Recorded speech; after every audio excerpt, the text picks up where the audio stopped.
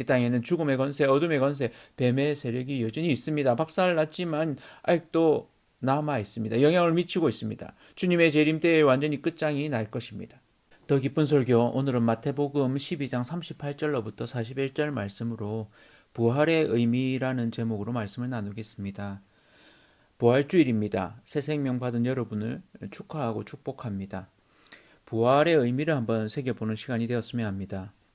부활이 있기 전 3일간의 죽음이 있었습니다. 예수님도 죽음에 갇혀 있었던 3일간의 시간이 있었죠. 이를 예수님이 어떻게 설명하실까요? 오늘 우리가 읽었던 본문에 그러한 설명이 나옵니다. 서기관과 바리새인이 표적을 보여주기를 구합니다. 표적이라는 말은 기적을 통해서 예수님이 어떤 분이신지 알려주시는 메시지가 있을 때 표적이라고 합니다. 예수님이 이들 앞에서 기적을 일으키셔서 자신이 메시아임을 그들에게 보여달라는 것입니다. 그들이 바로 앞에서 일렬식간할 수 있도록 보여달라는 것이죠. 자신들을 설득해달라는 겁니다. 예수님이 뭐라고 대답하십니까? 39절입니다. 예수께서 대답하여 이르시되 악하고 음란한 세대가 표적을 구하나 선지자 요나의 표적밖에는 보일 표적이 없느니라. 여기에 쓰인 악하고 음란한 세대라는 표현은 신명기 32장에 나오는 모세의 노래에서 쓰였던 이스라엘 백성에 대한 언급과 같은 내용입니다. 그들이 광야 가운데서 한 행동에 대해서 모세는 그의 생애를 마무리하면서 이스라엘을 향해 악하고 음란한 세대라고 표현하죠. 하나님은 이스라엘 백성을 사랑하셔서 그들에게 놀라운 기적을 보이셨습니다. 홍해 가운데에서도 그들을 구원해 내셨을 뿐 아니라 광야 가운데서 그들을 먹이시고 입히시고 밤에는 불기둥이라는 보일러로 낮에는 구름기둥이라는 에어컨으로 시원하게 인도해 주셨습니다. 그런데도 그들은 다른 신을 섬기죠. 남편이 버젓이 있는데도 다른 남자를 사랑해서 바람이 난 것, 악하고 음란한 것입니다. 그런데 지금 서기관과 바리새인들을 향해서도 이 말을 하고 있습니다. 하나님을 섬긴다고 하면서 성전에서 장사해서 이익을 취하고 권력과 붙어서 한자리를 얻고 율법을 자기들이 지킬 것으로 낮추어서 율법의 정신은 무시하고 자기들의 의만 내세워서 교만하게 행하는 것, 하나님을 제대로 못 섬기도록 만드는 것, 맹인이 맹인을 인도하는 것입니다. 다른 말로 하면 하나님이 이 땅의 진정한 왕이심을 제대로 증인되지 못한 것입니다. 왜 갑작스럽게 예수님은 요나의 표적을 말씀하실까요? 이 말인즉슨 이들이 요나의 표적을 제대로 깨닫기를 바라는 주님의 마음이 담겨 있습니다.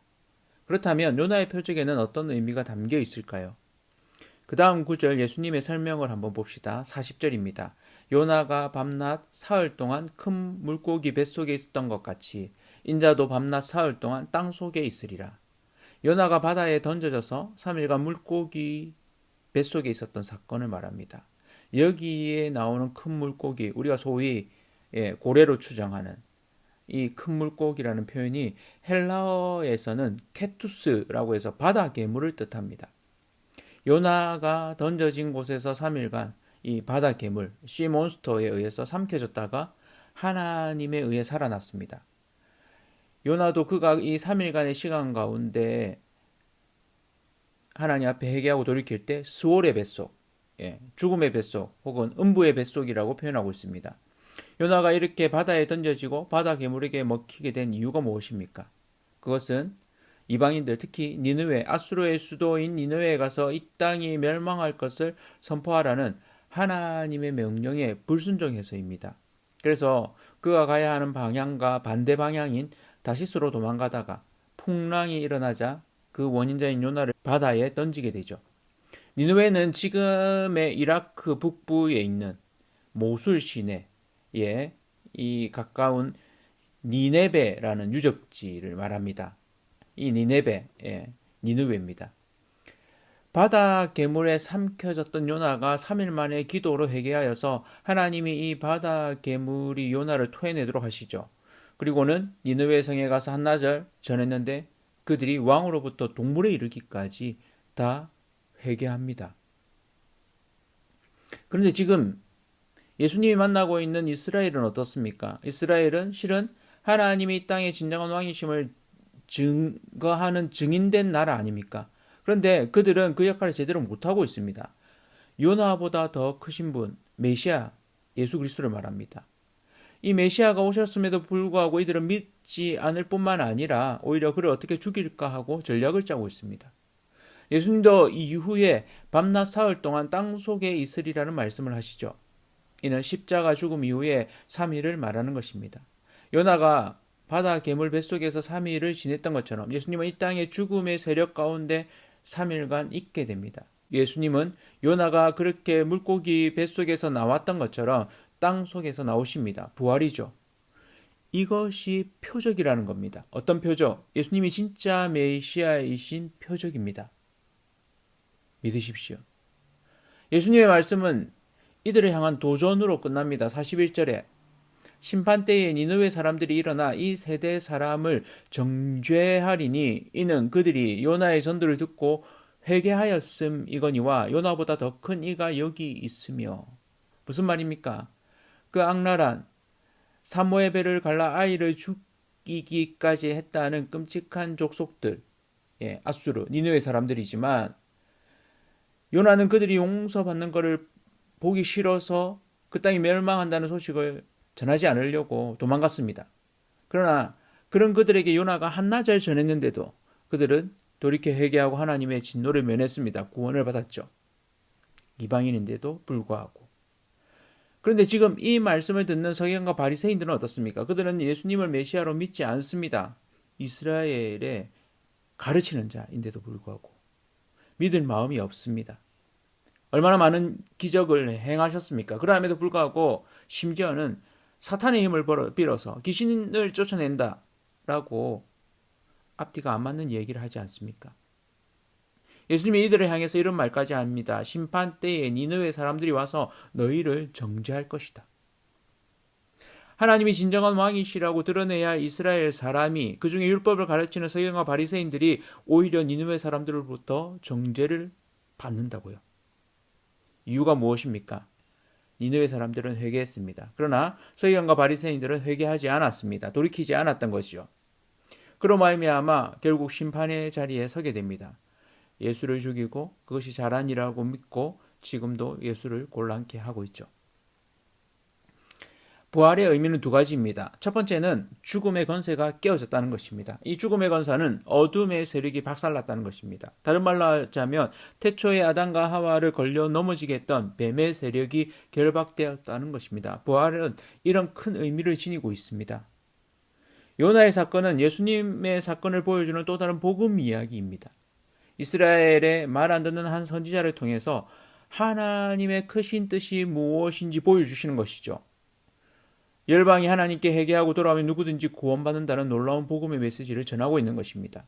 그 사건에 예수님의 죽으심을 상징하는 3일간의 바다 괴물에게 삼켜졌던 요나의 표적이 등장하는 거죠. 단순히 물고기 뱃속, 고래 뱃속이 아니라 그런 피노키오를 집어삼켰던 그런 동화 같은 이야기가 아니라는 겁니다. 실제 사건이고 이 땅을 뒤덮고 있는 영적인 악의 세력에 대한 표현인 것입니다. 예수님은 그러한 죽음의 권세를 깨뜨리셨습니다. 우리가 부활을 믿는다는 것은 놀라운 일이죠. 역사 속에서 인간으로 오신 하나님께서 친히 인간의 몸을 입고 오셔서 죽음 가운데 갇히셨다가 그 죽음의 권세를 깨뜨리신 것입니다. 에덴 동산의 뱀의 세력을 결박하신 것입니다. 이 땅을 뒤덮고 있는 어둠의 세력을 박살낸 것입니다. 이 땅에는 죽음의 권세, 어둠의 권세, 뱀의 세력이 여전히 있습니다. 박살났지만 아직도 남아 있습니다. 영향을 미치고 있습니다. 주님의 재림 때에 완전히 끝장이 날 것입니다. 부활은 그러한 하나님이 이 땅의 주인이시고 온 우주의 왕이심을 드러내는 사건입니다. 이 세상을 뒤덮고 있는 어둠의 세력은 깨어지고 하나님이 진정한 왕이 되셨음을 선포하는 사건이죠. 그래서 우리 역시도 우리 속에 있는 이 어둠의 세력이 우리를 유혹하거나 우리의 옛사람에 의해서 걸려 넘어지는 일이 있다면 우리는 돌이켜야 됩니다. 매일매일 두렵고 떨림으로 우리의 구원을 이루어가야 됩니다. 그러한 저와 성도님들 되시기를 축복합니다. 부활의 의미는 그런 의미를 가지고 있습니다.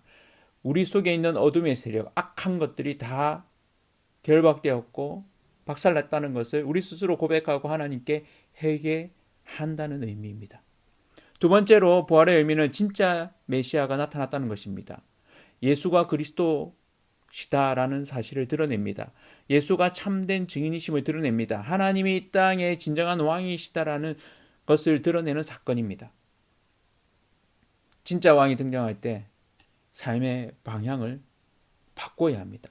죽음의 권세에 억눌려 살았던 삶에서, 두려움으로 늘 도망치던 삶에서 생명의 복음으로 살리는 자로 살아야 합니다. 그런 저와 성도님들 되시기를 축복합니다. 기쁨의 복음, 자유의 복음을 증거하는 자로, 하나님이 이 땅에 진정한 왕이심을 증거하는 증인으로 살아가는 저와 성도님들 되기를 원합니다. 그것이 예수가 그리스도이심을 믿는 자의 부활을 본자, 믿는 자의 삶입니다. 더 이상 우리 자신을 아담처럼 뱀의 유혹에 넘어가서 하나님이 진정한 왕되심을 거부하는 선택을 하지 않고 살면 됩니다. 그것이 부활이 갖는 두 번째 의미입니다. 그러한 삶은 우리가 사람을 대할 때도 나타납니다. 다른 사람을 향해서 신뢰하고 믿어주고 배려하고 선으로 악을 이기고 희생함으로 살아가는 저와 성도님들 되기를 바랍니다. 세상은 하나님의 아들들이 나타나길 지금도 고대하고 있습니다. 자연 만물들도 고대한다고 로마서 8장 21절에 말하죠. 그 바라는 것은 피조물도 썩어짐의 종노릇한 데서 해방되어 하나님의 자녀들의 영광의 자유에 이르는 것이니라. 아멘. 우리의 삶이 새 생명의 살림의 삶, 새삶 되시기를 축복합니다. 우리의 말이 죽이는 말, 억압하는 말이 아니라 북돋우고 격려하며 살리는 말로 사람을 살리는, 화평을 이루는 복음의 사람, 부활의 사람 되시기를 축복합니다. 그럴 때 하나님이 이 땅의 진정한 왕이심을 증거하는 증인된 자로 살아가시는 저와 우리 모든 믿으시는 분들이 되실 줄로 축복합니다.